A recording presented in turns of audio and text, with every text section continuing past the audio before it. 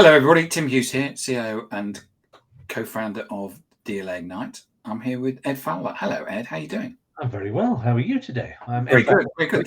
This is AI Transform podcast. It is. We're talking about AI today, and we've got a couple of interesting things to bring up around some of the nuances that's happened this week. So just if people are just tuning in for the first time, Ed and I do this podcast. I do it because I don't know anything about AI. Oh, and you've got to turn your I was about to say, yes, I've got to turn that off. you've got to turn your sounds off on your computer. And I did it because I didn't know anything about AI. And what I wanted to do was we wanted to research things about AI and then come on and talk about them and discuss them. And the idea is that two things. One is you can sit back and learn stuff because this is about educating you, but also it's about you asking questions. So if there's anything out there that concerns you, that you've seen in the press, we're more than happy to try and cut through the hype because there's actually loads of stuff going on. For example, before we get to the article, there's been this thing going on this week about Elon Musk stopping people getting access to Twitter. Yeah. But what's not discussed is actually because people are scraping it for AI. Absolutely. And it's starting to become pretty pervasive as an issue. We're going to see effects on a lot of stuff. At the moment, it's still kind of limited to technology-centric circles. So you see the battles about Twitter, API access, about the same sort of battle that's happening in Reddit. And Google today came out with the fact that the admissions that they've been scraping people's data used to train their AIs on as well. Was it an article that they've got everything? We've got everything. They've got like nearly everything. I mean, they've got it's an awful lot of data there. And Microsoft's doing the same in different ways. And I think that's going to be one of the new battlegrounds. But that actually brings us quite neatly into the first sort of point, actually. This first article. Yeah, so Valve has for those that don't know, are one of the primary publishing arms of PC games.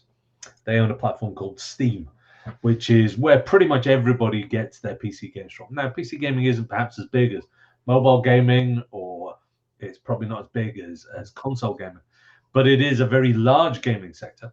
It's also a much higher spend per person. So we say the gamers that play PC games tend to spend a lot more money on them and spend a lot more money on the kit. So it's seen as an industry bellwether. It's seen as something to watch. And Steam is the largest of the publication platforms. There's various ones that are tied to individual publishers, but Steam is pan publisher. It publishes everything.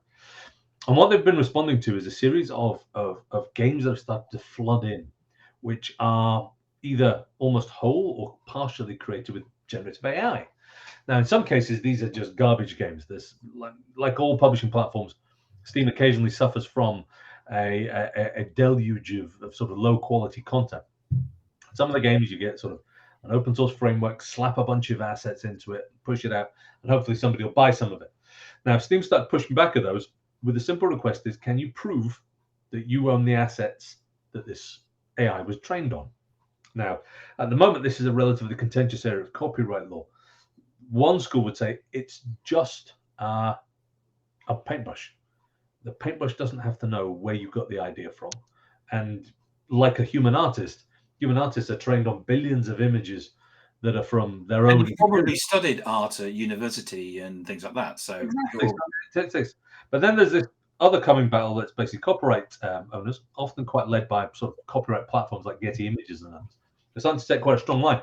And now some of the images have been a bit obviously scraped. So something like Getty Images, you can even see semi recreated Getty Images logos on the bottom of a generated image of fantasy, which definitely ties back to the source data for this image that's been created. But while this regulatory battle goes on and law and legislation catch up, Steam has adopted hold on a minute, does this expose us as the publisher or publishing platform or whatever, access platform, to any form of liability? So they've started to push back. Now, they're not saying no generative AI. In fact, one of the games I play at the moment is quite heavily generative AI at the beginning. But what they're saying is, where did you get this source data from? And if you can try a link back, so if this is something you've scraped together yourself, what data did you use? Which is already starting to have not quite a chilling effect. It's starting to have a certain amount of pause coming through that people are actually starting to ascertain, what data am I using? It's also started to rise to an interesting conversation for possibly future weeks, which is around the rise of open assured data. Now, as people start building their own AIs at home, and it's not like you're going to train an AI on a source data. You're going to pre-train it and you're going to fine-tune it. But so for example, training something like a llama, which is a type of open source AI, in the first instance would probably cost you somewhere around $400,000. It's not something that people are going to do, but you can fine train that quite easily onto something that's very specific, like it knows how to write something like Shakespeare, and that could be trained for probably about $400 or $500. Now that means that you can start pushing it. Well, I have got my open source backend as a game developer, and that was trained on whatever the heck that was. But the liability lies with them. The sort of fine-tuning data I got from here, and you now have to state that if you want your game to be included in Steam. Now, Steam is not really looking at text at the moment. They're more concerned about people stealing libraries of visual assets and models. There is a healthy degree of churn in this, in particularly 3D assets, 3D models, because they're quite costly to make initially. So Steam's pushing back on that, and that's, as I say, leading to a chilling effect in certain types of games, but a strengthening of this drive towards this open assured data, which is I have got a pool of data that I am either attesting I am the owner of, or that I am in receipt of a Creative Commons license or a professional license, obviously. And that's going to be bringing back into focus what happened with the Creative Commons license and why that probably needs more work brought back into it. A lot of people sort of treated it as if it was some sort of slightly sort of techie hippie type thing, but it's actually going to be insanely important as generative AI moves forward. And I think we're going to start seeing that in other areas too. I mean, Valve is pretty proactive. They're very technologically focused and they're very sort of fairly deep thinkers on this. But we're going to start seeing that challenge come forward.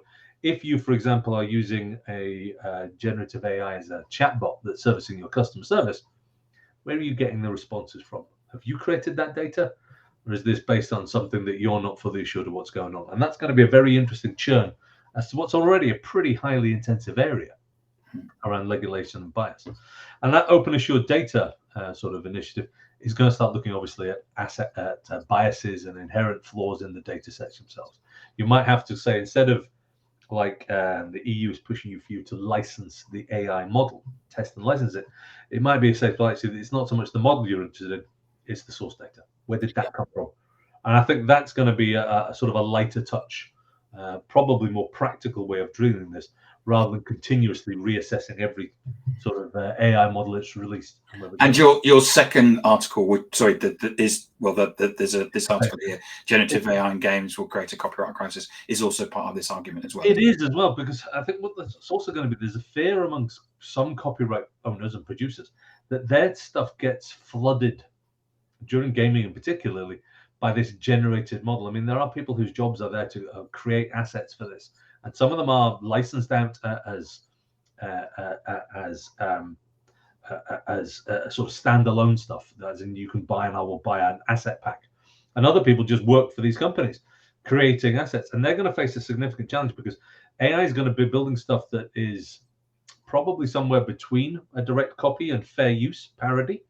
To use the terms, but it's going to be pretty obviously based on some of the stuff that's come up. So how to distinguish true creativity is going to become very interesting indeed. And I think that's where a lot of that sort of asset generation stuff, which is an awful lot of stuff, is at pretty low rent. That's going to start being pushed away. The AI will do it. But genuinely creative stuff will probably start shining through and actually probably have more avenues for revenue than it had before. You might be able to license that information more appropriately, certainly to the stock image libraries, but now there'll be this new class of this open assured data that you will license your stuff for. And I think that's going to be quite interesting. But the copyright crisis is coming up because if you, shall we say, spend some time creating a game, and you, particularly in games, they're fairly intensive, you might release it as an alpha in a closed beta. Somebody scrapes that alpha, pushes it through and dumps it straight out for publish. Who was published first? And you've got all those sort of things you're going to have to start to think through. And I think that's going to create an interesting tension between people who generate stuff for a living and people who are more sort of opportunistic and just getting stuff out there. So that creative battle between quality and speed is going to be again refreshed by this. Yeah, and we got hit quite early on. We put out a blog using a photograph that had a copyright on it, and these people clearly make money out of it by basically crawling the web, finding copies of their photographs that have been used, and then invoiced us. Yeah. And I think that cost us £700 or something like that, which is what probably about $900. Yeah, and that there's no defense in certainly in English law. Like you used it, you didn't ascertain copyright, pay up, and it's something that's going to be rapidly ascending. This is basically, what did you use my stuff for? So at the moment, use is defined as did somebody see it. Now they're saying, well, actually, no, you helped to make something else. So that's going to be an interesting change, which actually leads us on slightly into our next disruptive AI thing as well, I think, which is a little, appears to be quite a fluff little article, actually. This is basically that your home decor can now be supported by an AI. You describe your moods and what do you like and sort of images and things. And the AI generates a bunch of images, slaps them up and presents them to you as here's some alternatives that we will get printed up in your curtains or your cushions, etc. I think you've already created a few of those. So I have created something, and the QR code to this is to the company that does this. Yeah. So I put in that I wanted something based around social selling, and they came up with this. And that's pretty good. I mean, technically, this at the back end it's a stable diffusion engine. They've got. There's 4 pictures there for people who doesn't really, but you can get a view. And I think it's on a technical level, this is a rapid adoption of something that's out there. Basically, they have an API that links straight back to, I think it looks like stable diffusion engine you've got there. It basically generates a bunch of images, sends it back, and then they've got a fast fulfillment engine that goes out and gets these things printed and sent to you, and you can order samples and stuff. I was amazed. It took 5 minutes, and you can order samples. Yeah, and that type of service is going to start rapidly pushing forward, and it won't just be limited to the sort of drapes. You've got an image on that article which shows like a room. The next generative AI will design the whole room for you, and then automatically link that straight out into basically where you would get the furniture from and your decor and paintings, etc. But this exposes an interesting area. And we've spoken about in the past that generative AI isn't startlingly good at original creativity. It's very statistical. I mean, these things are stochastic parrots, as we said before. And it doesn't tend to produce anything startlingly new, and some of the quality can be a bit vague. However, what generative AI is startlingly good at is co-creativity. It's not particularly creative itself, but by gum, it helps you be creative really fast. It allows you to explore ideas and generate alternatives and go through rapid prototyping on a conceptual level in a way that's almost impossible to do now without the support of a dedicated human. So there is a sort of a class. It asks for, and what colours do you want at the front and what colours do you want at the back, which actually made you actually think. Yeah. But it then did the work, and it took it is so fast at creating that. Yeah, and these things are literally, this is the tip of the iceberg down there. But certainly this exposes the sort of that whole part of the economy, which is called effectively co-creativity or facilitated creativity. This is people that help you express your creativity. Call them interior designers, call them art consultants, personal shoppers, etc., life coaches, whatever. Now, this sounds like that's just a small part of the economy, but between the UK, EU, and Europe, it's about 1.2 million people are employed in this sort of sector. And this sector is now front and center for some massive disruptive change. Most of the time, these services haven't yet evolved, but that experience you had today, by sometime next year, you'll be able to design the entire room that will plug you into your fast. I was going to say, you could buy a house, put in and just get the. Yeah, that basically you would upload the plans of your house and go, this is the mood I like at the moment. Find me everything. And then somebody with a clever sort of, they'll call it, I don't know, generative commerce or something like that, or narrative commerce, will link that straight away to e-commerce targets. Now, initially, you could be doing that just as like a affiliate model. So basically, I'll take a clip from all of these models, and that's how I'll power my business. But very rapidly on, that will become something really important to offer from these sort of creative businesses that make furniture, that sell furniture, etc. And that means that if your trade is now an interior designer, you have competition in a way that you've never seen before. And the sort of ability to differentiate, which is mostly around trust and experience rather than necessarily the end product, is going to come forward. And I think that is possibly the first area of the economy that we're going to see like immediate disruption. We've seen some first order effects, people saying, oh, I was a content author, I wrote copy, etc. And they're facing challenges. But I've noticed an awful lot of people are coping that by turning into like prompt engineers and developing better ways to use tools. But this next stage is going to be, well, actually, this is an industry which is life support, shall we say. And a huge part of that life support is creative management, co-creation, facilitated creativity.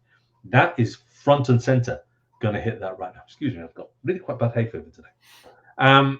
Is going to be front and center of the revolution that's coming. And what we saw today with that little exercise we've been through is going to be very rapidly replicated. It could be surfaced up on an estate agent's house. How would you like the interior designed and decorated? And we'll facilitate that because it's your new house. It could be in somebody, right, it's coming up for the autumn session. Why do you want to plan your new wardrobe? And how do you want to do that? And that'll be fitted exactly to you, and we'll get the designers. Or actually, you're getting a new car. How do you want to do it? We can package together the lease deal and the car itself. And actually, if you're closer, you can get it quicker. All of those new experiences are going to be powered by generative AI in a way that those experiences aren't at the moment. They're going to be stitched together by effectively a narrative engine. And that's what this generative AI is going to be very rapidly for a lot of people. I just thought it was amazing, and I can see there's that balance, isn't there, between if you're a designer, you could actually take your laptop and the AI out to visit people and say, you can use that now as a tool, and I can use it as a tool because the vast majority of people won't know or wouldn't know what to do anyway. Yeah. But also from the people that do know, so few people know this, but I actually very, very early days, I actually thought about setting up a website and selling wallpaper and stuff. Yeah. And I was really annoyed because B&Q bought DIY.com just before I did. It was really early days of and because I still see that there's just this massive opportunity for do it yourself and saying, I want the curtains and I want the wallpaper. There's kind of two ways the sort of interior design, there's almost two ways. If we focus on interior design, there's kind of two ways. One, it could lead to almost the democratization of interior design services. It's now going to be so much more accessible to get high quality design advice and basically shopping lists and even sort of plans of how you would do it through your house, balance to your budget, than it was ever possible before, because you couldn't afford to hire an interior designer. And secondly, to your point, now an interior designer has a rapid prototyping model that they could take out to a client and then rapidly slap it through. So when I say an industry is facing disruption, it doesn't necessarily mean disruption in a bad way. It could be positive disruption. Now a one-man band, shall we say, interior designer has a much greater depth of execution than they've ever been able to have. They could reach out with a name. But it means that certain organizations who were just relying on effectively the process of co-creation are going to be pushed back. And I think that's where we're going to see some really interesting disruption as that ripples out initially into sort of creative and co-creative industries, but then very rapidly into others. And the example I sort of touched on there was sort of about choosing a car. Choosing a car at the moment is a pain in the bum. You've got different financing models, you've got different use models, you've got the finance people, the dealers, the manufacturers. Nobody's really talking together. And one of the reasons you went originally to a dealer is they would help you navigate that. That experience has gone away. Now it's just the dealer's just a really difficult way. Well, it's turned into a transaction, hasn't it? Yeah, it's turned but now you can bring it back. If you were say something like Jaguar Land Rover, the first thing you'd be doing is augmenting your configurator with much more of this, and it wouldn't be asking questions about how would you like your car and would you like the steering wheel like this and do you need all this kit. It would be asking you about purpose, and it would be trying to engineer a narrative with you that then it could express. Well, actually, the best way to fulfill your narrative is if we got you this car, new, approved, used, whatever, in this sort of financing model. If you waited to get it built, it's going to be here. Therefore, you could save up. If you waited for a while to do this, or we could have one off the shelf and do that. And that means that instead of it being some sort of you versus the system computer experience, it's going to be much more interactive, much more narrative generated. And that form of co-creativity means it could stretch out into some really profound areas. You're kind of looking at it going, well, why on earth would I really want to go to a dealer? because I can get the car delivered by Jaguar Land Rover to say. But if the dealer networks, if BMW, for example, or that grasp this, immediately what you're doing is that you're actually bringing the customer closer to you. Yeah, it's a huge relationship because you're giving them an experience. Exactly, and it's an it's an experience rather than the transaction. And that's what I think. I think at the moment we've looked particularly at retail. Retail has this challenge that's perceived that retail's almost running out of a road because it's focused almost religiously on the transaction. Now, there's some sound commercial reasons for doing that, but it means that it's kind of lost the more important parts, perhaps, of certainly retail at the higher end, which is it's about a trusted experience. Now, we've suddenly got an engine that can generate much better experiences. Now, how you're going to get that trust in is what the brand is going to stand for, the quality of the execution. But certainly now the engines that you could build as a network, as a manufacturer, or even as a reseller of used cars, like a standard car lot, are going to be much richer. And people are going to be able to do very different things. So I think the sort of, you're not going to need fewer salespeople, but you're going to need different skills in those salespeople. They're going to need to be able to tell stories to the same degree or better than the AI can. They're going to have to be able to present and talk in very fluid terms rather than just act as a complicated, frankly, slow and usually very amateurish way of negotiating a finance deal. And I think that's going to get pushed back. So I think we've got some really fascinating stuff coming up, particularly if we look at this sector in depth. Ed, as always, it's absolutely fascinating. Now, we have our last session next week. We do. Of the season before we break up for the summer holidays. Thank you so much for today. I mean, it's great to pick lots of different AI subjects and look at them in detail. And it's great. I just watch the clock and kind of give 10 minutes to each one. Thank you so much for coming. And I think if we're looking at what we'll talk about next week, we'll talk about that news that came out from Microsoft Research today. It's probably worthwhile spending the whole 20 minutes on this because it's got some pretty profound implications of what's coming. And that's it's called, for those who might be want to look up, it's called the long net architecture. Long net architecture. Excellent. We'll do that next week before we close down for the holidays. But thank you again so much, Ed. Thank you all. Have a great week. Speak to you later. Take care. Thanks. Bye.